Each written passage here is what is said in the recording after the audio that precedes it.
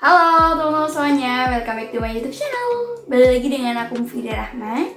Dan di video kali ini aku bakal menjawab pertanyaan mengapa orang kaya semakin kaya. Aku dapat jawaban ini dari buku Rich Dad Poor Dad yang waktu itu aku pinjam di teman aku. Oke, langsung aja ya kita jawab pertanyaan tersebut yang mungkin banyak ditanyakan oleh orang-orang dan juga mungkin ditanyakan oleh kalian dan terutama juga ditanyakan oleh aku juga nih. Dan aku bakal share jawabannya sekarang. Oke, di buku ini yaitu dijelaskan pertama-tama ada perbedaan ayah kaya dan juga ayah miskin. Aku di sini ingin mengajak nih teman-teman untuk menganalisis lingkungan kalian itu termasuk ayah kaya atau ayah miskin ya.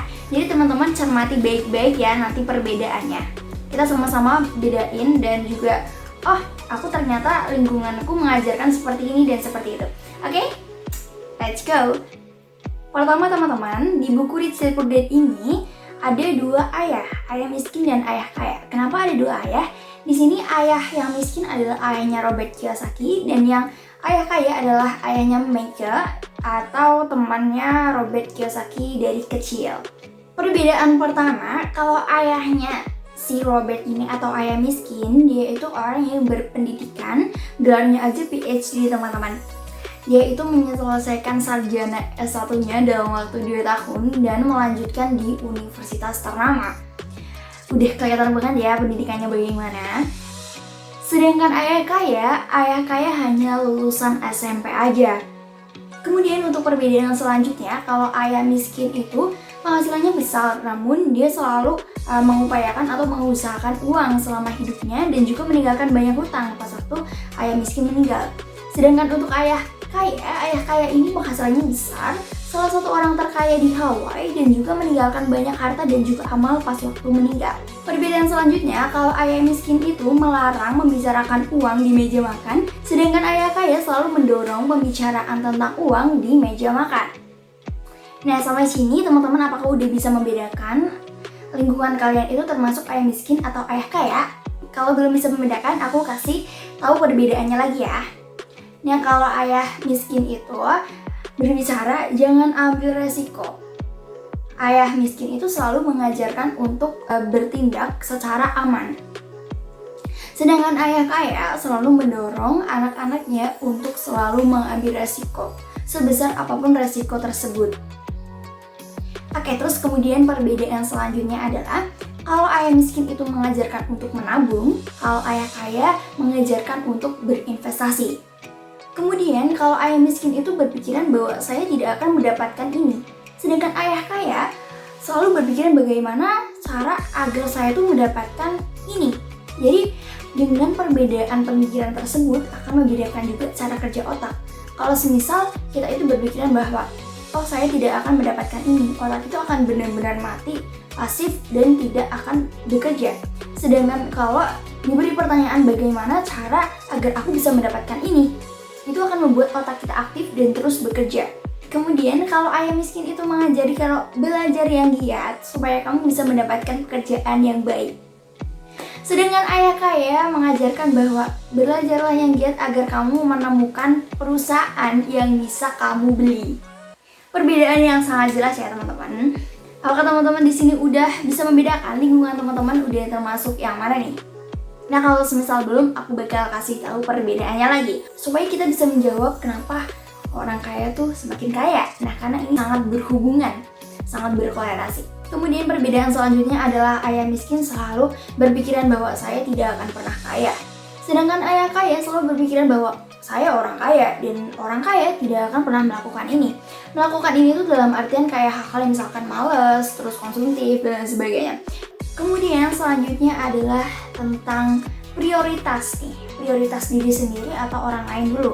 Nah, di dalam buku ini disebutkan atau dicontohkan dengan cara mereka itu membayar tagihan. Kalau orang miskin atau ayah miskin ini membayar tagihannya itu di awal waktu, sedangkan ayah kaya di akhir waktu. Kenapa hal ini juga membedakan antara si miskin dan juga si kaya? Kalau ayah miskin itu membayarnya di awal berarti dia mengutamakan orang lain dulu.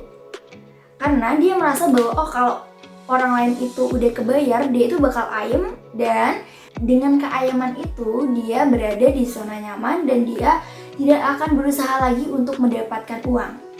Sedangkan ayah kaya di sini, dia akan membayar tagihan atau orang lain itu di akhir. Dia akan membayar dulu tentang dirinya sendiri. Kenapa? Di sini juga ayah kaya disebutkan bahagia karena ayah kaya selalu membayar dirinya sendiri terlebih dahulu.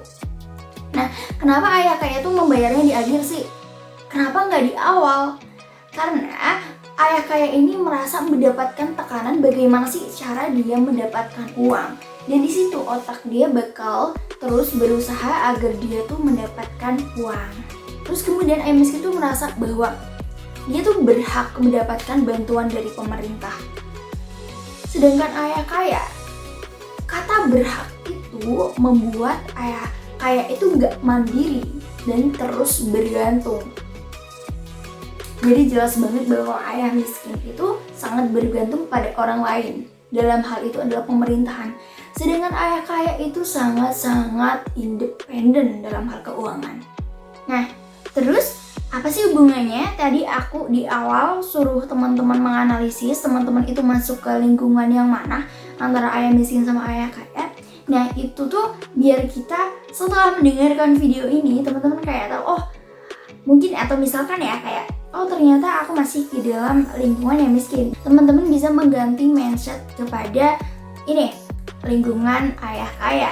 Nah, kalau teman-teman udah masuk ke dalam pemikirannya ayah kaya, teman-teman pertahankan dan terus tingkatkan lagi. Ya, kita sama-sama belajar ya teman-teman. Oke, baik teman-teman, sekarang kita bakal masuk ke jawaban. Untuk memahami jawaban yang akan aku sampaikan, ini ada dua istilah penting yang harus kita ketahui dulu, yaitu aset dan liabilitas.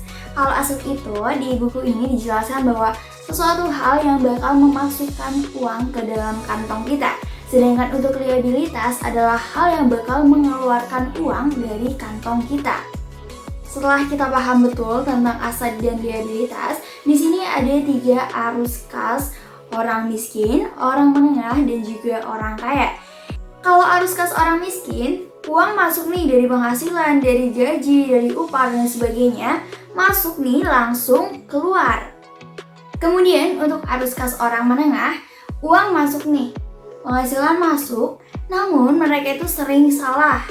Jadi mereka mengira bahwa liabilitas itu adalah aset. Selain itu, di buku ini juga dijelaskan bahwa kebanyakan orang mengira bahwa rumah itu adalah aset. Padahal rumah itu menurut ayah kaya adalah sebuah liabilitas, di mana liabilitas itu hal yang mengeluarkan uang dari kantong kita.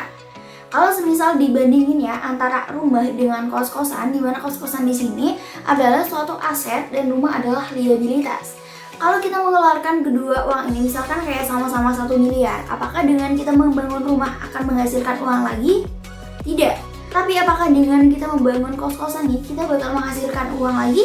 Ya, tentu kita bakal menghasilkan uang lagi. Dan disitulah perbedaannya yang sering orang menengah itu salah persepsi. Oke, mungkin kalau kos-kosan dan rumah terlalu jauh ya, aku bakal kasih contoh yang mudah kayak misalkan baju. Kalau semisal kita orang yang berkecimpung di fashion atau misalkan selebgram di dalam fashion gitu ya, itu oke, bakal menghasilkan. Tapi kalau misalnya kita kayak aku aja nih, atau misalkan kalian yang bukan di bidang itu, baju ini termasuk liabilitas, bukan aset. Nah, sekarang tentang arus kas orang kaya. Bahwa di sini juga menjadi jawaban kenapa sih orang kaya itu semakin kaya. Di sini orang kaya itu mendapatkan penghasilan dari real estate, obligasi, saham, surat kertas, dan kekayaan intelektual. Nah, dari sini akan masuk ke dalam penghasilan mereka, bisa berupa bunga, royalti, terus kemudian dari sewa, terus kemudian juga ada dari dividen. Nah, dari situ mereka kembangkan juga kembali lagi untuk memperbesar aset. Jadi orang kaya kenapa semakin kaya? Karena asetnya semakin membesar dan nanti penghasilan dari aset tersebut akan dikembalikan lagi ke aset untuk memperbesar. Jadi di sini aku juga dapat pelajaran penting banget atau implementasi dari sini kayak, oh ternyata iya juga ya, di TikTok banyak orang yang sukses membangun rumah yang besar banget. Itu pun dari passive income mereka, bukan active income mereka. Karena oh iya, ternyata emang benar rumah itu bukan aset. Ini juga menjawab kenapa orang kaya semakin kaya, karena orang kaya itu berpikir bahwa aset. Nah, dari aset tersebut uang akan bekerja untuk kita. bukan kita yang bekerja untuk uang. Dan di buku ini juga menjawab pertanyaan kenapa sih orang miskin dan juga orang menengah itu terus berkutat di dalam keuangan. Karena di sini dikatakan bahwa penghasilan mereka gede, tetapi pengeluaran mereka juga gede. Dan juga mindset mereka yang salah, yang mengira bahwa liabilitas itu adalah aset.